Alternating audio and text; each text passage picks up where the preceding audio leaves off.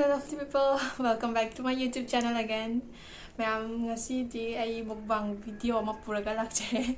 Ngasise kanam leitre bako yum chai thanda oire duna sum matam den bas oina ko ai video ama namge na tawramane. Mayam ngasi ene chaja doise ko kuire ba singju chada ba ngari leitabage adu imanabi amagi moi manam no pilak pada ngari purakpagi singju chage tawade ngasise singju ma charni aduga aina megi ama hore ko si pork ribs ama si yaure si amane aduga ngarang numidang khoi nga thonge bako udre po chai singje nang da khoi nga thonge adu nga du ne aduga si makhas tu jama yaure bako si imanabi na sa yuk smoke pork ka hoi jar ga thongam bane ba adu ne aduga ko na ba leire yamai singju si to chi bako chaning wa chung aure ayuk te kem cha chi ba dan yiru mama ga tong han bane si ma chakra phajana ba na singa tang sa ta tam tage aduga ai singju si to lagi na iko chi hama bane ko Sisi kuding PS niya po. Diba nga yung mga samin po pala yun. Diba na besan nga ba? Diba na manggano. Diba nga. Sino mo siya? Saan ba niya nakakawali? Diba yung sabi kasi. Haldi halo wala sinistin ka. Diba? Mimi kita natin. Mimi piyo hai ba niya ko? Diba niya? Mimi piyo tre. Make me piyo. Make me o yung piyo ba? Kasi haldo lang niya. Sa dito. Kaya may ko tamsa rin. Dito chao haurage. Singju daya nagi singju si jani ngana ngaw.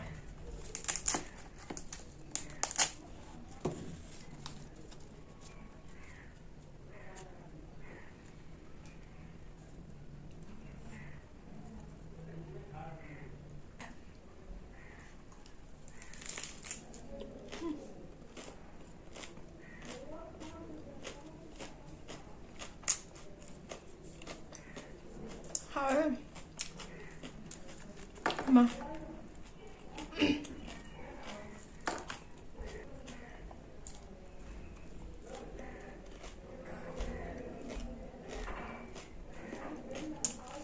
Bora in thuốc rồi.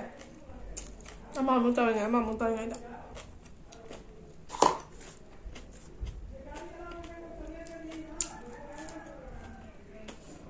Ai mà chỉ được sao khi đang lao bên em bỏ.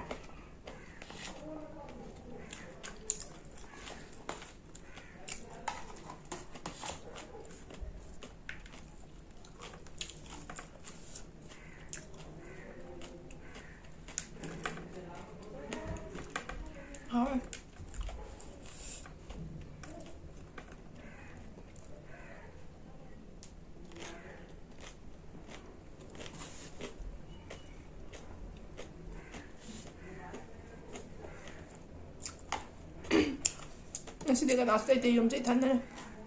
왜냐면 나 뭐.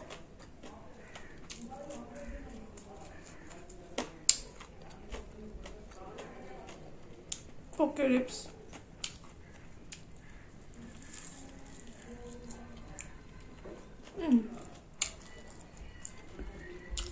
아니야.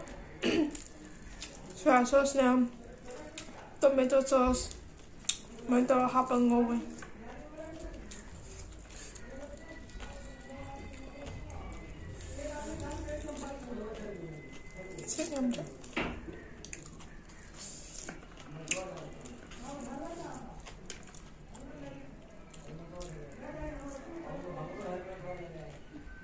Các bạn không xua mềm lòng.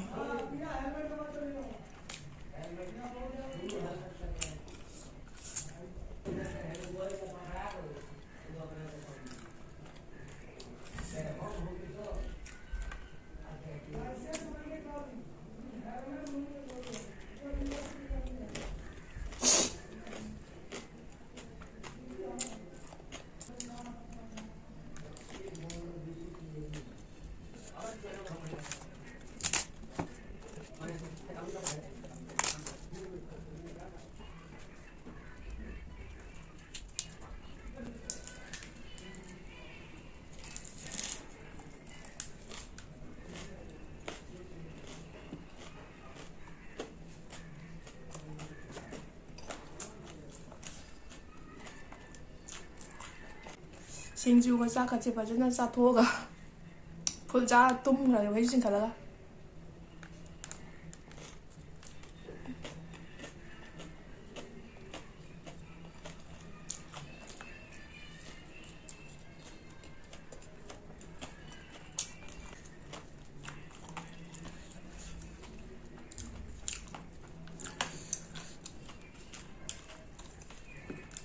ꯍꯧꯖꯤꯛ ꯑꯩꯅ ꯆꯥꯔꯤꯁꯦ ꯈꯔ ꯊꯦꯡꯉꯦꯕꯀꯣ breakfast ꯀꯝ ꯂꯟꯁꯅꯦꯕ breakfast ꯉꯁꯤ ꯀꯩꯝ ꯆꯥꯗ꯭ꯔꯤ ꯁꯤꯡꯖꯨ ꯆꯥꯏꯁꯤꯅ ꯍꯧꯖꯤꯛ ꯑꯗꯣ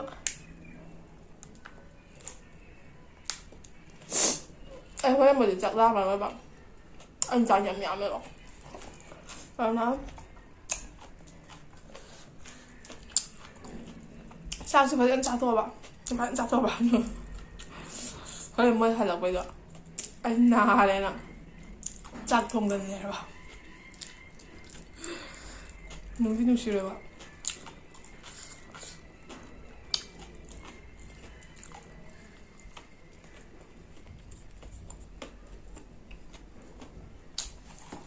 ꯉꯁꯤ ꯁꯤꯡꯖꯨꯒꯤ ꯃꯪꯒꯟ ꯇꯥꯎꯕꯩꯅ ꯑꯗ ꯅꯣꯏ ꯍꯥꯞꯄ ꯌꯥꯝꯕꯗꯅ ꯈꯔ ꯂꯦꯝꯍꯧꯕꯅꯤ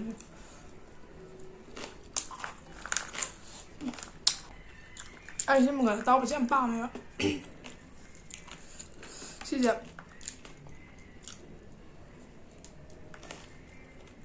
ꯇꯥꯎꯕ ꯑꯗꯨꯒ ꯆꯝꯐꯨꯠꯇꯣ ꯈꯤꯇꯪ ꯆꯤꯅꯤ ꯈꯤꯇꯪ ꯍꯥꯞꯄ ꯐꯨꯠꯄꯗꯣ ꯆꯥꯛ ꯕꯣꯔꯥ ꯑꯃ ꯆꯥꯏ ꯌꯥꯝ ꯑꯐꯨꯠꯄꯁꯦ ꯍꯥꯞꯄꯅ ꯍꯦꯟꯅ ꯄꯥꯝꯃꯦꯕ ꯑꯐꯨꯠꯄ ꯑꯉꯧꯕꯗꯁꯨ ꯑꯐꯨꯠꯄꯗꯁꯨ ꯑꯅꯤꯃꯛ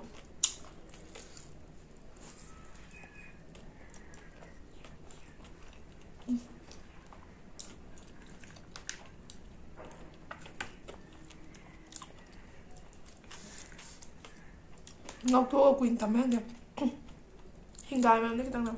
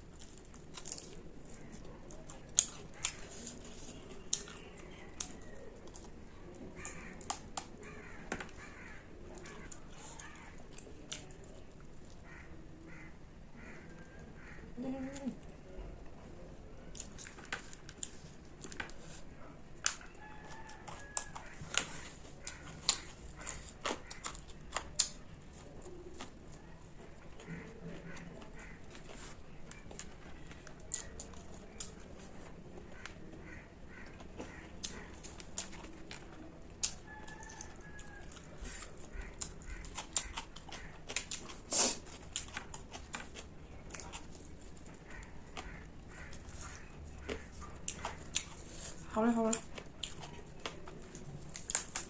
ꯁꯤꯡꯖꯨꯒꯤ ꯃꯣꯔꯣꯛꯁꯦ ꯆꯞ ꯆꯥꯔꯦ ꯑꯌꯨꯛꯇ ꯀꯩꯝ ꯆꯥꯗ꯭ꯔꯤꯕꯅꯤꯅꯀꯣ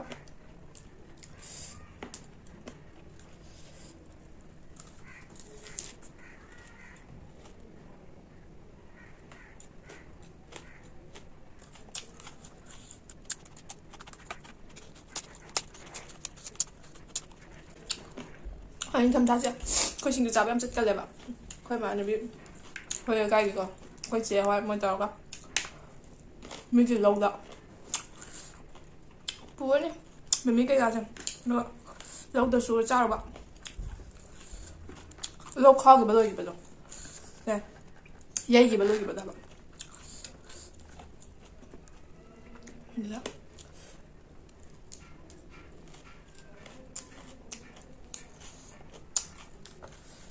ꯍꯤꯡꯒꯣꯜꯗ ꯂꯥꯜꯂꯒ ꯃꯤꯒꯤ ꯍꯤꯡꯒꯣꯜ ꯂꯥꯜ ꯆꯠꯄꯁꯨ ꯌꯥꯎꯏꯅ ꯃꯤꯒꯤ ꯍꯤꯡꯒꯣꯜ ꯂꯥꯜ ꯆꯠꯄꯗ ꯈꯤꯇꯪ ꯑꯇꯦꯛ ꯑꯅꯧ ꯄꯥꯜꯂꯝꯃꯗꯤ ꯄꯨꯛ ꯃꯌꯦꯠꯇ ꯌꯦꯞꯁꯜꯂꯒ ꯆꯥꯔꯨꯕ ꯍꯥꯎꯋꯦ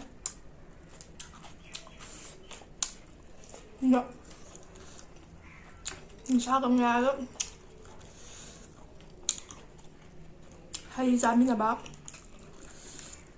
ꯍꯥꯎꯋꯤ ꯀꯨꯏꯔꯦ ꯐꯪꯗꯕ ꯑꯗꯨꯁꯤꯁꯨ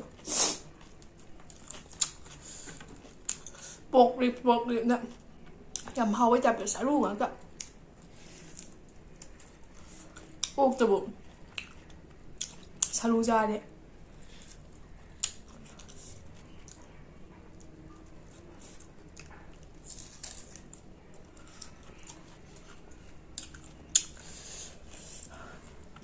ꯁꯤꯡꯖꯨꯁꯦ ꯑꯃꯨꯛ ꯅꯥꯀꯟꯗ ꯊꯝꯒ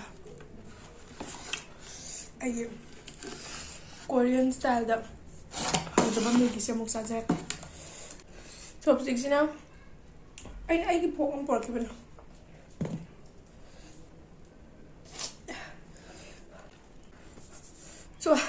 ꯑꯩ ꯅꯞ ꯁꯤꯖꯤꯟꯕꯩ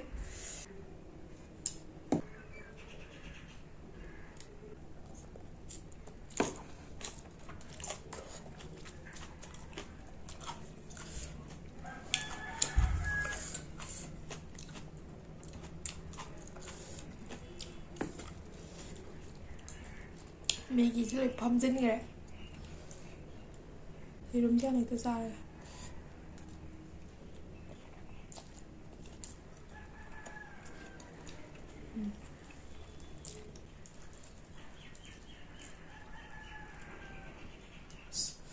ꯍꯩꯇꯦꯗ ꯁꯤ ꯆꯥꯕ ꯑꯩꯅ ꯍꯩꯇꯕ ꯅꯠꯇꯦ ꯃꯥꯏ ꯆꯣꯞꯁꯇꯤꯛꯁꯤꯅ ꯌꯥꯗꯕꯅꯦ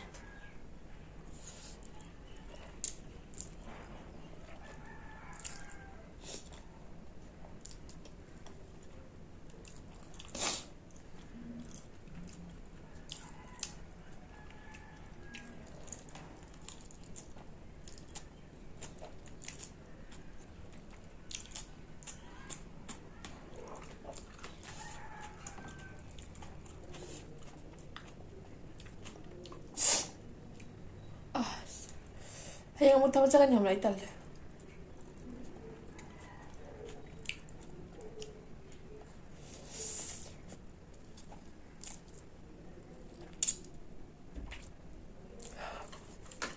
Ano ba ang ngawa? Salo ito.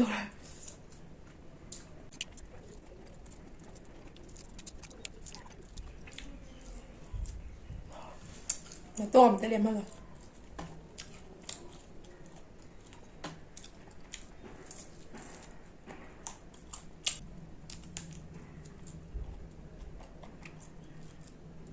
Okay. Yaw naman ito, ang tali.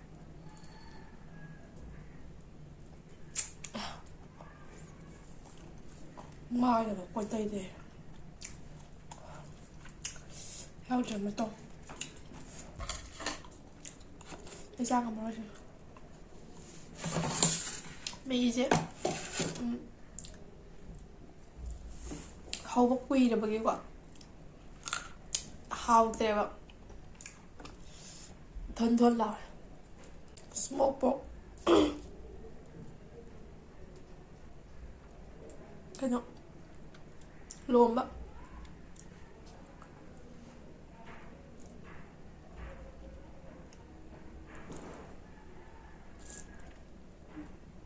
Bye da. Bye sa to.